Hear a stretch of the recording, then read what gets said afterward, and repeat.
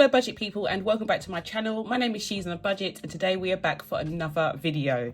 In this video I'll be going through my sinking fund progress for the month of January. So if that sounds like something that you'd be interested in watching, stay tuned.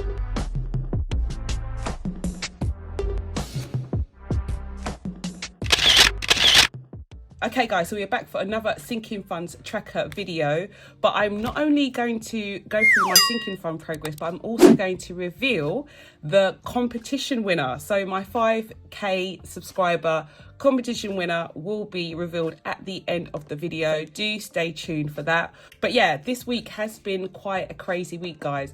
I have spent the majority of the week trying to obviously work, but also reading through all of your lovely comments. It's taken me a long time to do that. And yeah, all I can say is it was a very hard process doing this competition. I love the fact that there is a bank of stories on that video that people can go to, and I can even refer people to if they need some motivation or a bit of inspiration, because truly guys, you really have like inspired and motivated me, so I know that will definitely help other people, and I just really appreciate that. And my whole aim for this channel has always been to help others in some way, so I'm really glad that we've managed to, you know, build that library of inspirational stories. It was a hard task, I have to say. It was a very hard task narrowing it down to 5 people, but I think it was probably the most enjoyable competition that I've done so far. I can't wait to do the next one, and it's crazy that we're already near to 6,000 subscribers. I can't believe it. Crazy to think how far like this channel has come, and like that there are so many lovely people watching this channel and inspiring people that are watching this channel. So thank you so much everyone who entered the competition. But yeah, without further ado guys, let's get into this week's video. Okay, so I've got my sinking funds tracker here and I've got my sinking fund binder here ready to start. If you're new to the channel and you haven't seen one of these videos before, every week I contribute a certain amount into each of my sinking funds based on the goal or the aim for that envelope. And at the end of the month, I come in and I just count how much I've managed to add to that envelope throughout the whole month. I prefer to do it monthly, you know, but you don't have to do this every single month. You could do it maybe every quarter. As long as I've been budgeting this way, I still need little trinkets of motivation to keep me going. And I'm not ready to give up tracking these as closely as I am. Maybe at some point I will, you know, get to the point where I don't feel like I need to track them every month, and I may track them every 2 months or 3 months, but for now it is definitely big motivation for me to do this on a monthly basis. Okay, so the first sinking fund I have is Nevaeh's. So at the beginning of the month, Nevaeh had £25 in her sinking fund. This sinking fund, as well as my other 2 children's sinking funds, are for their birthday presents. So whatever they want for their birthday, whether it's a party, present, what have you, this money goes towards that. Nevaeh's birthday is in November, so we went back to zero quite recently with her. I managed to add £20 this month though, and I didn't spend any money from this envelope, so we should have £45. So we've got 20, 45, which we do. So that's that.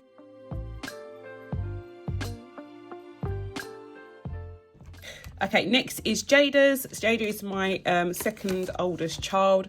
At the beginning of the month, she had £205. I added 20, so we should have 225. So we've got 20, 40, 60, 81, 20, 40, 60, 82, 10, 25. So we've got 225 in here.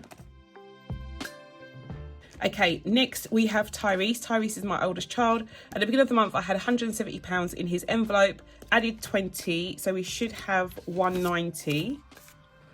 So we've got 20, 40, 60, 81, 20, 40, 60, 70, 80, 90, which we do.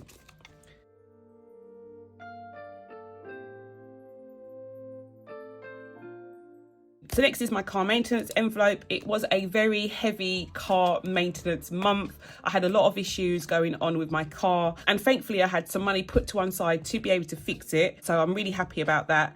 At the beginning of the month, I had £230 in my envelope. A really good week in the shop, and I was able to add quite a substantial amount of that income to this sinking fund. I was told at the time that the damage to my car would require a head gasket being changed, which is about £1,000 worth of work being done, which is why I put such a large amount in. Turns out it wasn't the head gasket, but I did need to change blown out tyre that occurred on the motorway. So in total, with all the issues that the car had this month, I spent £530. So I currently have £10 left in my car maintenance envelope, but I also have £720 in the bank. So that is what I'm going to put down here. I was thinking about drawing some of this money to put it into my cash envelope, but I've decided not to because I do have more car work to be done. My MOT and my service is due in March, so I'm just going to leave that in the bank, continue to add to my sinking fund envelope here, and I'll use the money in the bank to actually pay for that work to be done in March. So that's all done. Next, I have my water bill, and my water bill is an annual payment. Every year I save up money in advance for my water bill. It is usually around about the same amount. It probably will go up this year though, because everything is going up this year. But my aim with the sinking fund is to be able to pay for this bill in advance, so I don't have to pay for like a monthly direct debit.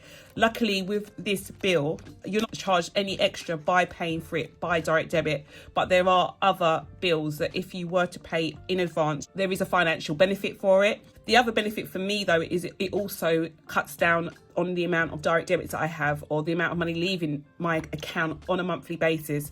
And especially going into what seemed to be like the worst financial times in history, guys, I think it's so important to be able to pay bills in advance. I had a lot of stick from people saying, why do you bother just to pay it by direct debit? It's very stupid. But when you think about the fact that electricity bills, gas bills, all utility bills are going up massively, and job security is really not there for a lot of people, knowing that you can pay your bills if you were to lose your job, or if things were to become hard if you're self-employed, knowing that you already have your bills paid for the year is a massive, massive weight off your shoulders. So yes, it's not the case for all bills, but I do have 3 main bills that I pay in advance for that reason.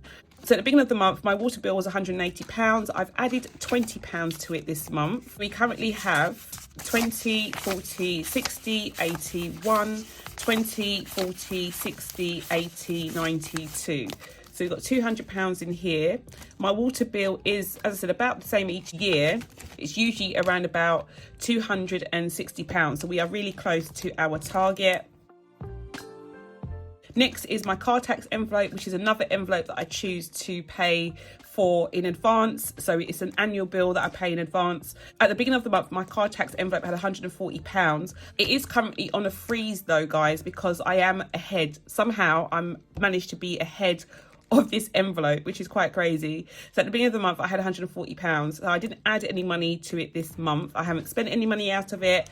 So we should still have the £140 in here. My aim is to get to £160. So as you can see, we're only like £20 shy of reaching our goal, but this bill isn't actually due until May. So we do have quite a while before I need to actually pay for my car to be taxed.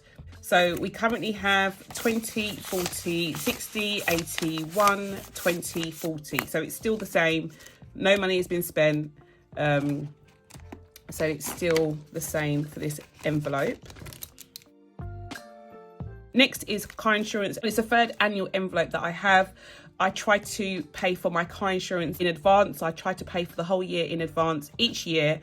It has saved me a massive amount of money doing this over the last 2 years, guys. I think that when I have checked my renewals on both occasions, it's been over £260 for the credit version. So the monthly version of my actual renewal. Paying the money in advance has saved me like obviously nearly £500 now, which is crazy to me when I think about the fact that I have been driving for nearly 13 years and how much money I've probably wasted by paying it monthly.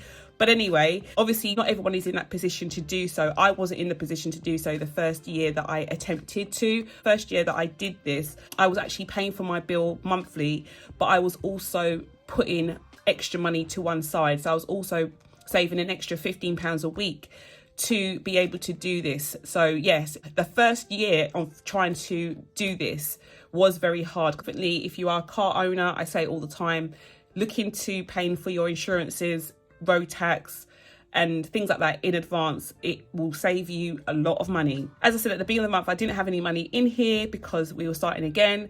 And I added £60 to it this month. And here is my £60. So £60 is here.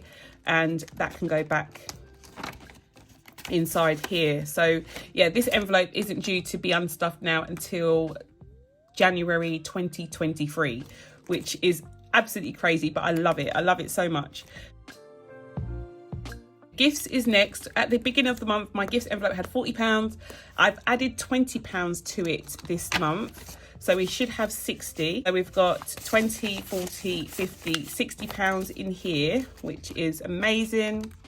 So I've got £60 in my envelope now. Obviously, this one's quite self-explanatory. For any gifts other than obviously my children's birthdays, I use money from this envelope. Next is health. So this is my health envelope. At the beginning of the month, I had £45 in this envelope. I've added £20. So we currently have 20, 40, 65 in here, which is good.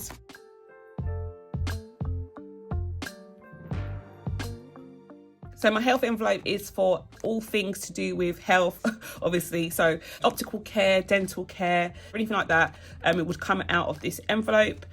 Next is my annuals envelope, and this is for annual insurances such as pet insurance and home insurance. At the beginning of the month, I had £65 in this envelope. I've added £10, so we should have 75. 20, 40, 60, 75, which we do. So yeah, this is doing really, really well actually, guys, because I did actually pay for my insurance at the beginning of this month. Next, I have one of my savings trackers, which is my family holiday tracker. We are doing well. We do have some cash in there, but I am not going to count this.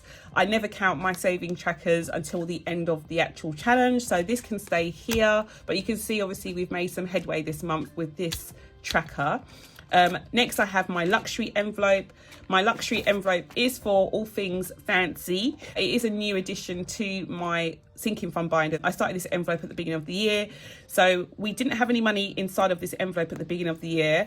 I've managed to save 50, 100, 20, 30. So I've managed to save £130 in here, guys, which is a lot of money in a month, to be fair, but there isn't a set budget for this envelope. It is what I have left over after I do all of the main envelopes, my savings trackers, whatever money I have left over, I will contribute a small amount of that to this envelope. So we've got £130 in here so far.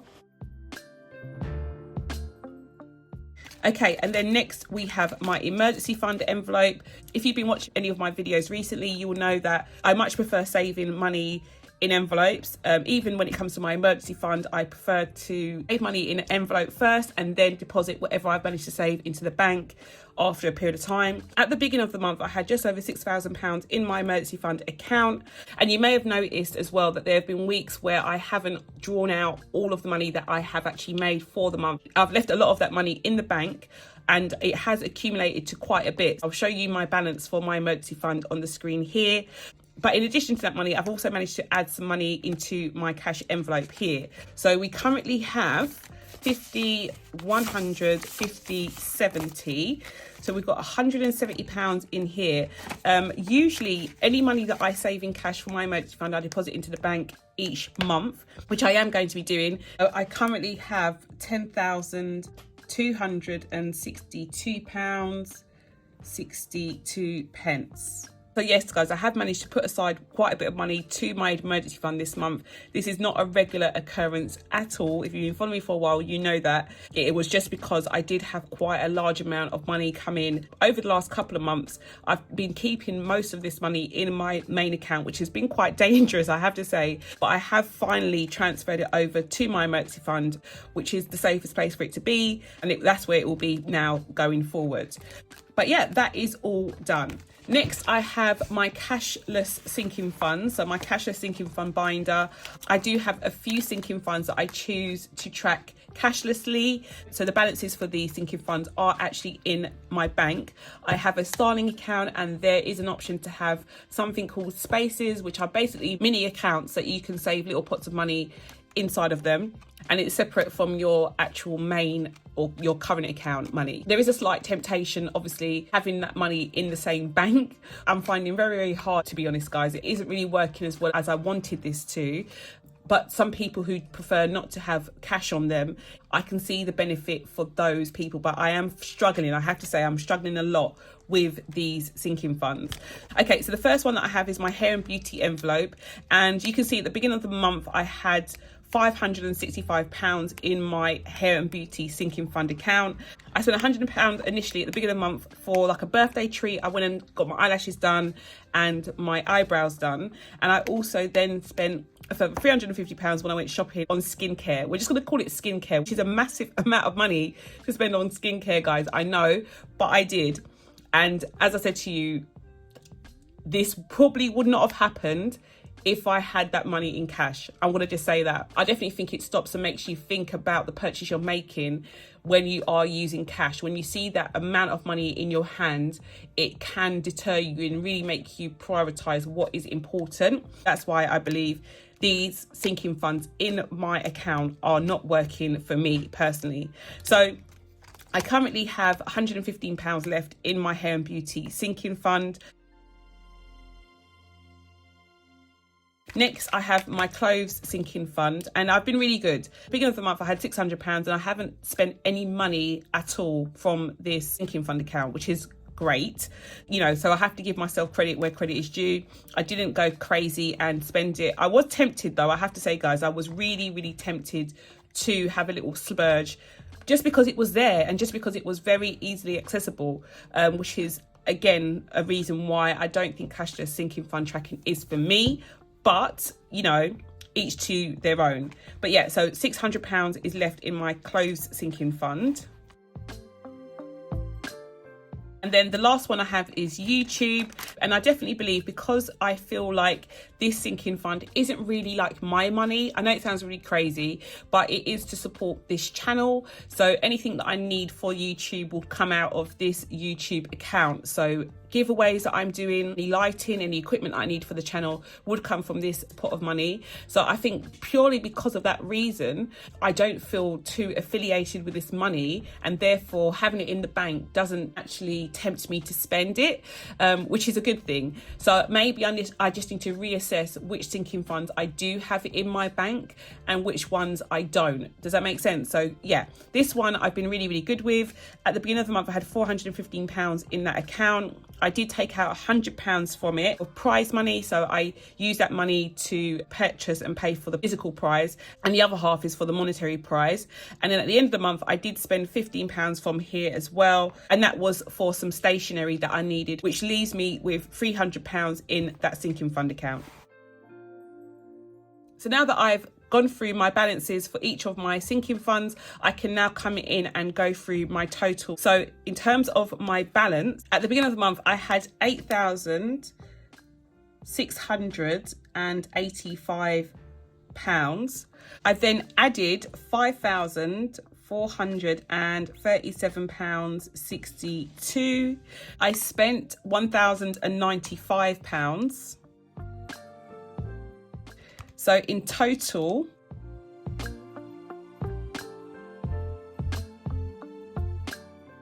across my envelopes and including my emergency fund in my account, I have £15,217.62, which is crazy, guys. It's absolutely crazy. I cannot believe I've managed to save such a large amount over the last 6 weeks, to be honest. The majority of that money has definitely come from Etsy, and I definitely have to thank you guys for that. I definitely think January has been a really successful month in regards to my sinking fund. Okay guys, so that's all for now. I do hope you enjoyed this video. Before I sign out, at the beginning of the video, I did share with you the 5 finalists for the 5K subscriber giveaway. I'm sure you'll agree each of those finalist stories were very inspiring, were very, very motivational, and for that reason, it has been really hard for me to pick a winner. Luckily, I didn't have to do it myself. I did put their names into a random name selector and I generated a winner from that. With that being said, I can now reveal that the winner for the giveaway is So well done to the winner. I have left details down below in this video to help you claim your prize. Well done to everyone else who entered, especially to the 4 other finalists. There will be many more to come, so do stay tuned for that. If you're new to the channel and you haven't done so already, please don't forget to hit the subscribe button and that notification bell so you're kept up to date with all of my future videos, and I'll speak to you in the next one. Bye guys.